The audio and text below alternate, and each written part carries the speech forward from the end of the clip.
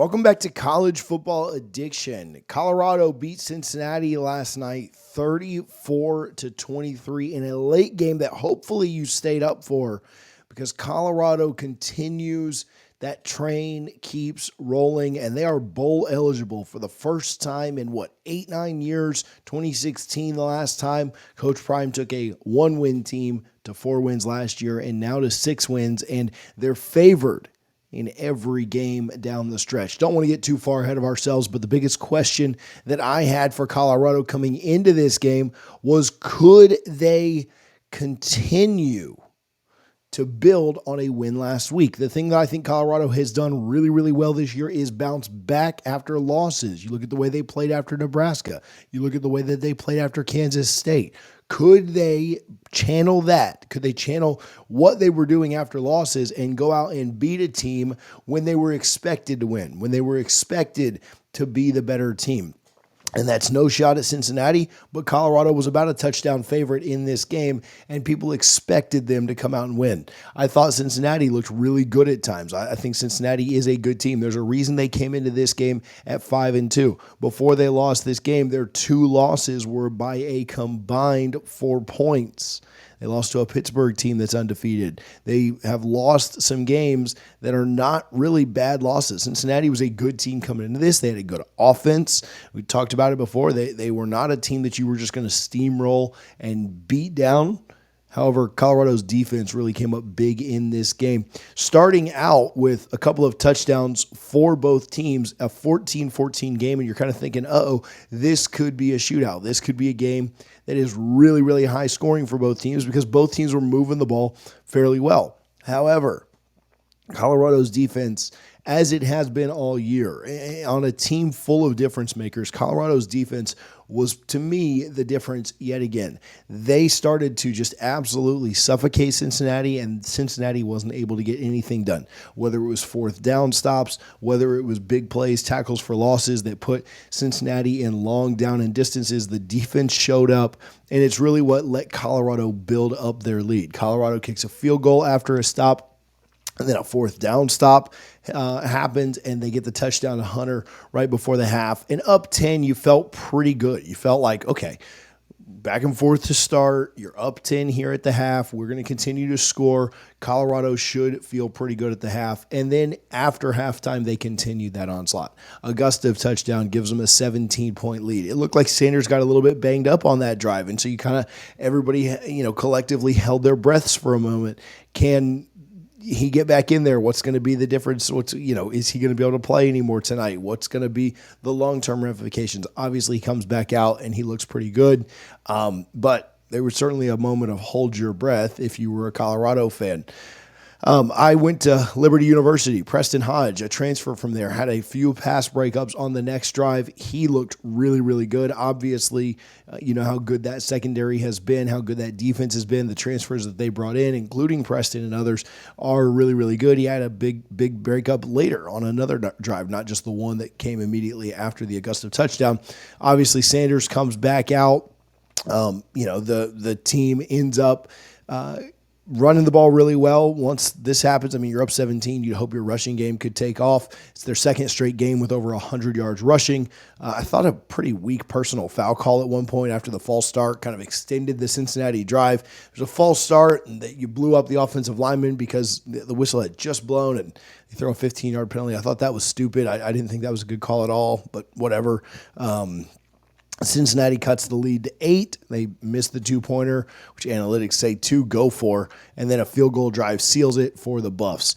Big takeaways in this, obviously, were what we talked about before the game, the keys to the game. Playing fundamentally sound and Shedeur not having any turnovers. Now, the team did fumble twice, and they recovered both of them, so you didn't lose the ball at all. But Shedeur never really tried the risky pass stuff. Like he looks like he corrected from the Arizona game when he tried to fit a ball in a window that just wasn't there. He was just absolutely slicing and dicing. Like he was cutting the opponent up last night. He was so good throwing the ball. He was so good with his timing, throwing guys open. The routes that were being run were really good, but he was just putting the ball on an absolute dime. Only 1 sack given up by the Buffs. really impressive to me that they continue to just, they continue to really hold up their end of the bargain. We put a lot on them this year and said that, hey, Colorado's offensive line needs to be better or they're just not going to be very good. And they have been. The offensive line has been really, really good. Travis Hunter, over 150 yards again. 2 touchdowns. He also had 2 tackles and 4 pass breakups. Anything that was thrown the way of the guy that was guarding Hunter was just not going to be complete. The way of whoever Hunter was guarding, was just not going to be completed. He was, to me, Ashton Genty didn't have a great game on Friday night, just a touchdown. I didn't think Cam Ward had a great game against Florida State. I think Hunter probably should be back in the lead for the Heisman at this point. Maybe we'll do a full-length video on the Heisman at some point this week. But the way that those 3 played, I thought Gabriel played well. I don't know if he played well enough or has the stats to really jump Hunter just yet, although he certainly played tougher competition. Those are my top 4. I think Hunter probably is number 1 for me right now, based on where we are in the season. I think they were all really close. Hunter probably had the best weekend, and so I'm fine just kind of bumping him up. It's number 1 for now, but everybody's got, 4 games left, and so we'll see kind of how people play over the last month or so. 128 rushing yards for the team. We continue to stress that Colorado needs to improve their rushing attack and needs to improve on the ground. And if they can continue to get 100-plus yards, that is going to be pretty balanced. It's not balanced as far as being equal because they're always going to throw for more than that. They're always going to throw for 253, 350 like they did last night. However, if you can get that 120, if you can get close to 150, that's a much more balanced attack. You do keep the defense guessing a little bit. You do extend out drives. Colorado won the time of possession last night by about 5 minutes, and that's a big deal. That's going to keep your defense rested. It's going to keep your offense flowing. It's going to put you in some second and third manageables, which is a really big deal. And when you get up by 17, Augusta and some other guys had some really nice runs, and you got to continue that on.